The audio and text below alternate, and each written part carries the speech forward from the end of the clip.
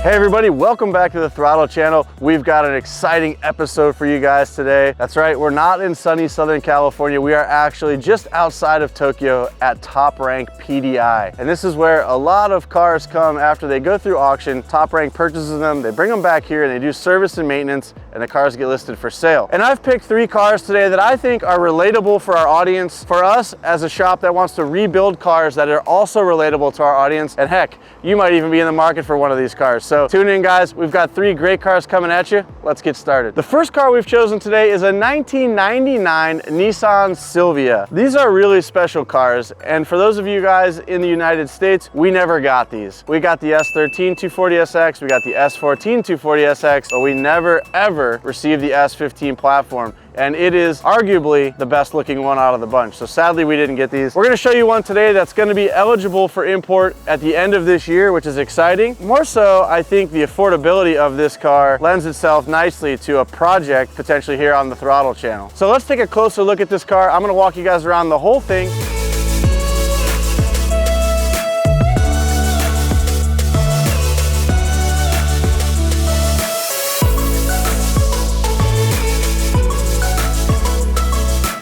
All right, well, we're gonna kick it off up here on the front. So as you guys can see, this car has some aftermarket parts already on it, which if we were to do a project on this car, may or may not survive the build. A really cool piece nonetheless is a truss or Greddy, for those of you in the States, front lip. It is urethane, so it can withstand some bumps and grinds on the aprons. And also we're seeing a set of LM GT4s on the car as well. So that's a pretty cool wheel set to get when you buy a used car. Normally you don't get a nice wheel set like that. Behind it, we have the OEM brakes, which are definitely not the biggest brakes in the market, but what I like about them is they're completely upgradable. So if this were a project for Throttle, I would probably want to upgrade these front brakes to an aftermarket solution, or maybe even a OEM Spec R or a GTR caliper. And also up front, not aftermarket, but definitely one of the coolest parts of the S15 chassis are these OEM headlights. Such a cool look, very streamlined. I love the little chrome Silvia logos inside. Now, all the models of Silvia have these headlights, or S15 I should say, so there's nothing really special here other than they look great. When picking a good project car, it's always nice to start with a chassis that's in good shape. This is a great example of that. As you guys can see, there are no major dents, dings, rust spots, nothing on this chassis. I've given it my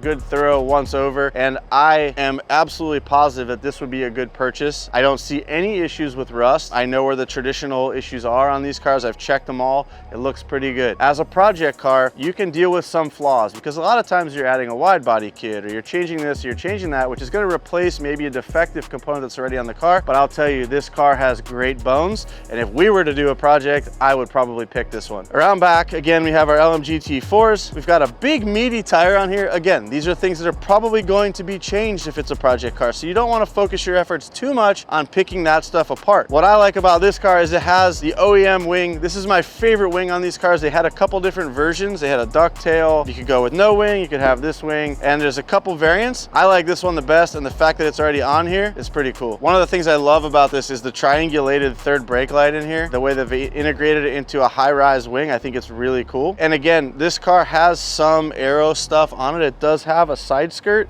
and it also has a rear spat here as well, which really complements that Greddy front lip and gives it a nice low look. The other thing I like, a lot of the cars that come through Top Rank, they haven't been fussed with as far as the badging and stuff goes. It's really cool when you buy a used car to actually get it before somebody else debadged it. Whether you like those badges or not, you have the choice to take them off, and that's cool. This car has all the badges in the appropriate locations, and that's comforting. We'll walk around the driver's side here to show you guys the interior, but before we do that, I want to show you down the side of this car. Look at how straight this is. There are no major dings or dents. You're not seeing any rust bubbles or popping of anything here. The pinch rails are intact. They are not rolled, so this car was never slammed. Nobody's ever been in here with a baseball bat or a proper fender rolling tool, so that's a good sign. That means this car probably lived its life at this ride height. That's a good life for a car. One of the other things I love about cars in Japan, or that come from Japan, a lot of times they already have these rain visors installed, and these are an OEM part. They're not an aftermarket one that's flimsy. They fit over the moldings really nice, like they're supposed to, because they're made by the people that actually made the car, not somebody that made it secondhand. So it's really nice. I have these on my Stasia and my R34 over here in Japan, and because it does rain or sprinkle quite often here, these come in handy because you can receive fresh air into the car without soaking your door panels or your interior with rain. Well, let's get into the inside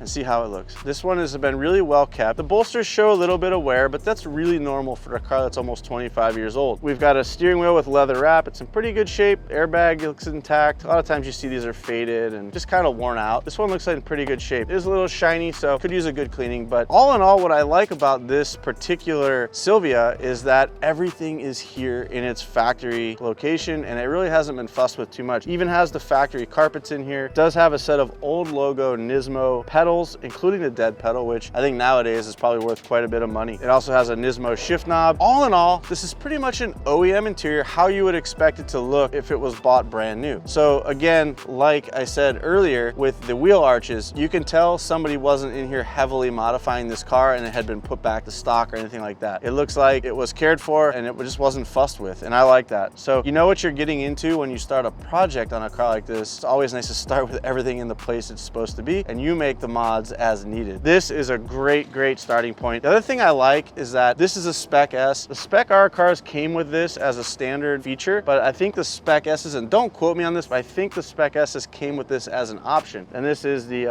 oil gauge here. So it does have all the remainder of the gauges on the dash, but they add this one as a sort of a sports meter, which is really cool. I really like this car, and the more I talk about it and look at it, the more interested I am in actually doing a project on it because it does have such great bones. Well, now that we've seen the interior and looked it over quite closely, let's take a look under the hood. For those of you that are new to buying cars, a really good test is to just shut the door and see how it closes. Does it feel like it hits and lifts or hits and lowers, like it's not aligned properly? Maybe the car's been in a little fender bender. You can always tell a car that's been well kept typically by how the door is closed.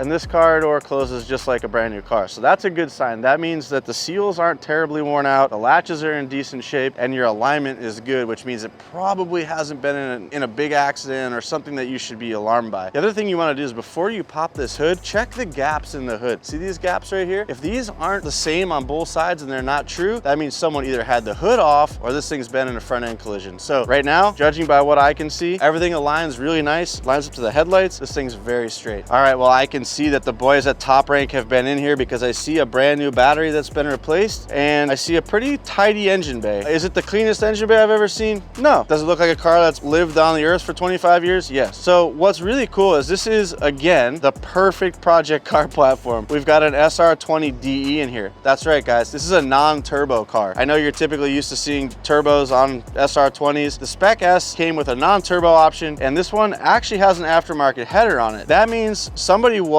kind of fixing this car up or wanted a little bit more performance out of it. This particular owner added a Cusco strut tower bar, a header, and they header wrapped it. So they were looking for a little bit of performance out of this, but it wasn't like this was somebody's dedicated track car. They just wanted to have a little bit more of a spirited drive when they got in it. I can respect that. They also added a cold air filter over here, which is hard mounted to the chassis in good fashion. And thinking about this like a potential project car for Throtl, I would like to mention, guys, that we typically start with turbocharged engines when we start our projects. I think this is a pretty neat challenge.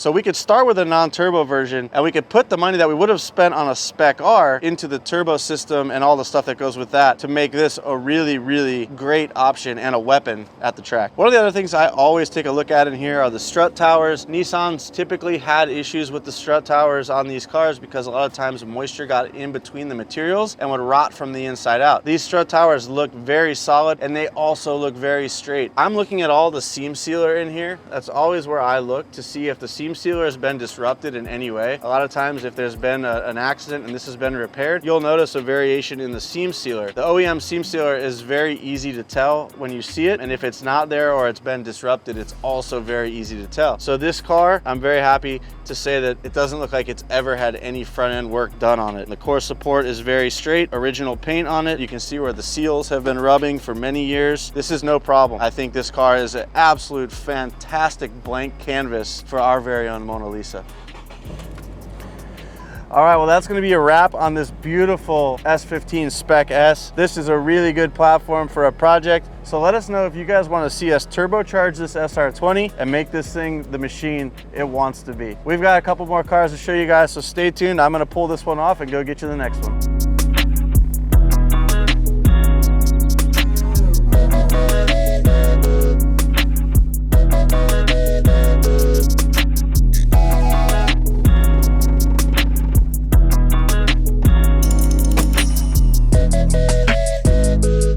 This is definitely one of the most unique cars I've ever seen. And I'll be the first to tell you, I know absolutely nothing about the Toyota Sera. This is such a cool car though. So I just got to pull it in from the storage area. Obviously it has tons of character. Look at the doors, full gull-wing doors. You get inside of it, you feel like you're in a glass ball or bubble. It's insane. I wanna walk you guys around this car. I've done a little bit of homework on what this is and what it's about, and we'll go over all that stuff right now. And I'm gonna go ahead and tell you guys why I think this might be a good project for Throtl and for you guys to watch on YouTube. I'm sure you guys know I like strange cars. Obviously, I had a Suzuki Cappuccino, which isn't your run-of-the-mill sports car, but it was extremely fun, and I have a feeling this is probably along the same lines. However, it doesn't have a turbocharged engine like the Cappuccino. It does have a peppy little 4-cylinder under the hood. One of the things I do know about this car is that it has an aftermarket front bumper and front fenders, which I probably believe help this car a ton in the looks department. Now, I can't lie and say I've actually seen a Toyota Sera out in the wild with its factory parts on it, so I don't know what the difference is exactly, but I will tell you whatever the gentleman or female that owned this car before did was probably a step in the right direction from a looks department. It looks like they started by smoking out the headlights and taillights. The fiberglass or FRP front bumper and fenders really give the car more of a sports car look. It has a little bit of a Supra-esque styling to it if you ask me, and obviously the front fenders have a wider arch, so you are able to put a bigger tire under the front of this car. Now I know it does have aftermarket 14-inch wheels on it. Are they my style? No. Do they suit this car? Yeah, they kind of do in black. So I think I would probably be looking for something like a Watanabe or something for this car if we were to take this on as a project. But the reality is this a great project car? I think so. Is there a lot to do with it that you can just go to the store and buy off-the-shelf parts for? No, you've got to get creative for this one. And for that reason, it may not be a great project car for the masses. However, I think the Throtl boys and I could tackle this one and make something pretty cool of it. Now let's dive into the inside because this is a very unique car and I want to show you all the little features that it has. So the first thing that you notice about this car straight away is the door system. It is absolutely insane and unique all in the same time. Look at this glass line. It goes all the way up here like a T-top, and you've got a main hinge system in the A-pillar and up here that allows the door to sort of pivot up. Now, I don't know if these are gull-wing doors, if these are butterfly doors, if these are, I don't even know. I have no idea, but check this out. You're gonna die when you see this. There we go. Like, okay, so your hinge is up here. Hinge, a pivot down there, and you've got a big, I mean, this is very much like a Lamborghini, or a McLaren, how the doors open, right? For 1992, this is pretty cool. On the inside, I think, you had to do that, right? You gotta see them both up. Anyway, look at this interior, and look how easy it is for me at 6 feet to get in and out of this car. Very simple, very easy. And what I will say is this interior is a lot roomier than the Cappuccino. The Cappuccino, my shoulder was basically against the door and my head was basically against the ceiling. It's pretty obvious to see that whoever owned this car previously was a car person, someone that wanted to fiddle and have something unique. They did go ahead and put the old snap-on screwdriver handle on the shifter. It's like shifting a school bus in here. Holy cow, look at this shifter throw. The seats have a really unique shape. The previous owner added really nice high-end Defi gauges, stepping motor gauges, which is really cool. But this is very reminiscent of the early 90s, the way the dash is shaped and the vents and just the overall aesthetic. But one of the things that really jumped out to me was this person must have had a love for stereo or audio equipment because I'm seeing a lot of speakers added to the car, and there's even some really cool speakers in the back, which we'll show you guys in a minute. It's quite interesting and unique. Man, you cannot deny the uniqueness of this car and the lovability of it just from the fact that someone who had this previously put so much care into it and made it look cool and did the stereo and did all these upgrades. This is almost one of those ones where you just kind of continue the evolution of the mods. You don't really start from scratch, wide body, do all the crazy stuff that we would typically do. But let's check out the rest of the car. So around back, you've got this massive piece of glass with a nice, got the 90s style spoiler on it that's actually made out of foam. A lot of these crack and fall off and the inserts on them rust and rot. This one's in really good shape and there's no cracks in the paint, which is cool. One of the things that really jumped out at me was this direct sound position funky mode. So you can just get funky, you know? When you turn your stereo on, just get funky. just seems a little odd to me, but definitely cool. I bet you it sounds awesome in here. One of the things we noticed was these seats fold down, so you can use this as valuable cargo space. And then this seat divider actually comes out, and you've got this whole cubby under here. Factory subwoofer still in line here. It's just really unique and really cool. And I thought you guys would enjoy this. We're gonna need to hear from you guys down in the comment section if you think you want to watch us build a Toyota Sera from the early 90s. Definitely wouldn't be as easy as an S15 or some of the other JDM chassis out there because there's just not a lot of stuff available, but this is a neat car. We should take a look at the engine bay. All right, under here, I think we're gonna find a hamster wheel and a hamster or two running around in circles, but we'll see. Oh, hey, look at that. Oh, aftermarket Samco kit on here. Water temp gauges, grounding kit, HKS cold air intake system, headers wrapped, aftermarket header. And it looks like he put some sort of rubber seal on here. Oh, Blitz coilovers for the Toyota Sera. I had no idea. So, as you can see, the previous owner actually modded this thing probably as much as you could possibly mod it without getting fully custom and crazy one-off stuff. This is a neat car, for sure. Well, that's gonna be a wrap on the 1992 Toyota Sera. It's definitely a unique and cool car. And so let me head on over and grab the third of 3 cars that we're gonna show you guys today. I'm looking forward to actually driving this one back over to the garage. All right, last but not least, we have a 1998 Nissan Skyline. This is a GT. So this is not a GTR. Obviously, it has 4 doors. What I like about these is that they are affordable. This car right here can be had for $38,000, and it comes with a really good engine package, which is the RB25 Neo. If you guys don't know anything about the RB25s, they're a single turbo, smaller displacement version of the Godzilla engine, the RB26 twin turbo. Let's get into this one. Let's deep dive a little bit, and I'm gonna show you guys why I think this is a great project car for us here at Throtl, and why you should be leaning on us heavily to pick this up. So for those R chassis aficionados out there, you already know that this thing has a front end conversion done on it. Now this is an R34 style face conversion for this GT. The headlights remain the same as what you would find on an R34 GTR. However, these are not the Xenon version. These are the dumbed down version that have the appearance of a GTR headlight, but they are not. They are not the Xenon high value headlights, which is okay. They still look the part and they do the same thing. And also you'll notice it has a GTR look front aero kit. Now these are not authentic parts, these are not Nismo parts, these are just an aftermarket component that the previous owner had put on here to make this appear as though it was an R34 GTR. Moving on to the hood, it does have the GTT style front lip on the hood, which is different than the GTR, but it does have a V-Spec 2 style duct in the bonnet, which is really cool. Definitely gives this 4-door that really mean R34 GTR look. One of the things I really like about this car is whoever had it previously spent a lot of attention and time on rolling these fenders and making it so that this car could sit very low and look really cool. My time with really stupidly slammed cars is pretty much over at this point. I've done that and I've grown up a little bit, and now I like a car that I can actually get in and manhandle and drive, and it doesn't scrape over every bump that I drive over. This car has been raised as it's in the inventory here at Top Rank because it needs to pass shock N. So normally this lip probably would have sat down here and this thing would have looked absolutely gangster in a 4-door format. But they've raised it so that it can pass inspection here in Japan. You could drive it off the lot as it is, and when you get home you could lower it if you want. Now this car has the traditional OEM style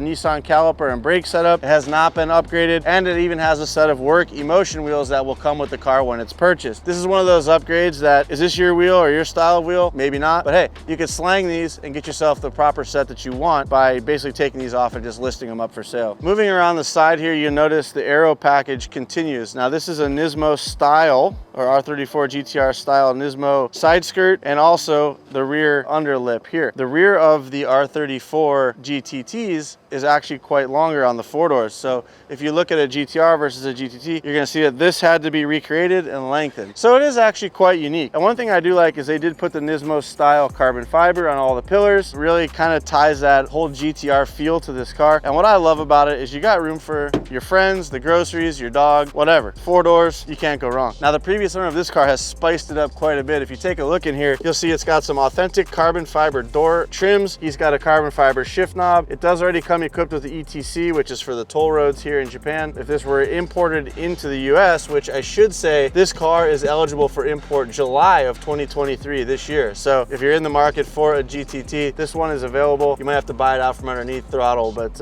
it could be in the US as soon as just a few months from now, which is really cool. It does have some other things. It has a drift button in here, a drift knob for the e-brake. The other really nice thing is that the back seats remain completely intact. Looks like the windows have been tinted on this car for a long time, so the interior is in pretty good shape. It's not all faded and ragged out like you might find on typical 25-year-old cars. So looking pretty nice. Doors closed nice, as we mentioned earlier. You want to check all that stuff. Everything lines up, seals sound good. Around back, she's wingless. Now, this is one of the things that if this were my car, I would probably hunt down an authentic GTR R34 rear spoiler and put that on here, or maybe even just a small little ducktail that would come off the back. I see it has an aftermarket set of taillights. One of the other things that I might do if this were a throttle project, I might put a GTR style taillight cover on here that does not have the reverse lights in here, but it has them down here where the GTR is. I know they make bumpers for that. So as you guys can tell, my wheels are already turning. If this were a throttle car, what I would do to it to make it really cool and unique. The options are pretty much endless. But what I do want to say is this car is pretty heavily modified, and I'm going to show you under the hood in a moment, but you can see it already has a pretty massive exhaust out back. Obviously all the aero parts and kit on it, that is not stuff that would have normally come on this car. So somebody already put a lot of time, money, and effort into this project, and I think it turned out great. They were just done with it and decided to sell it and move on to something else. As you can see around here, these arches, again, they haven't done the traditional GTR rear quarter panel treatment, which would put a body line here and bring this out. What they've done is they've actually just reshaped the fender and they did body work. This has all been smoothed out under here, and this car could go much lower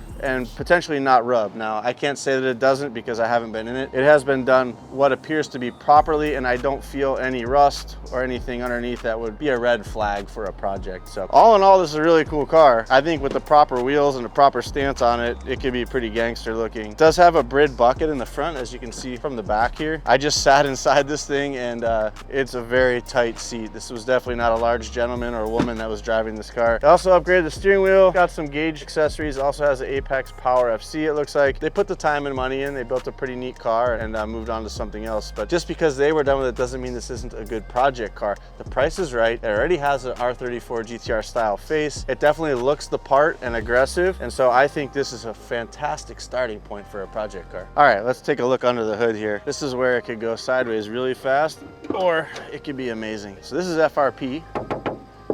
So fiberglass V-Spec 2 style hood. I already see that it has an aftermarket radiator here. I see it's got a big front mount intercooler. It's got a new piping kit for the intercooler as well. And this is an RB25 Neo, so it has drive-by-wire. ABS is still intact. Cold air intake system, strut bar, which I think is original strut bar for this car. And that looks to be about it. So this is actually really good starting point because you don't have something that's already been overdone or finished. It's basically kind of ready for us to have our way with it. So I see a set of coilovers on here as well, so that's nice. All in all, just a really good package to start with. I would not be afraid of this at all. I think the strut towers are in really good condition. I see no signs of any front end collisions or drifting incidents or anything like that, which is important. All the hoses seem to be intact. I see some sensors in here for what looks like the Apex Power FC standalone. We've got a boost gauge or boost controller here. Yeah, really cool. For the price, guys, I don't know that I would buy any other car on this lot in this category for that price. I think at 30, like mid 30s for this car, I think is super reasonable. And it already has a lot of the expensive work done already. This front end conversion is quite expensive. If any of you guys in the R chassis world have ever priced out some of this stuff, it can add up really quick. You can be into 10 grand before you know it in the front end. So overall, I think this is a really good option for throttle. I think we should consider building one of these 3 cars here in Japan, but we need to know what you guys think. I already know what I would do, but it is important to us to cater to our audience, and we would love to know S15, Toyota Sera, Nissan ER34. I know what I'm leaning towards, but I would really like to hear and know what you guys think. So leave us some comments in the comment section down below. Hit that subscribe button and definitely give us a thumbs up if you're enjoying these videos. We appreciate it. I hope you guys appreciate the time and effort that we've been putting in while we're here in Japan on our trip to bring you guys some free content. So we'll see you guys in the next one. Let us know what you think.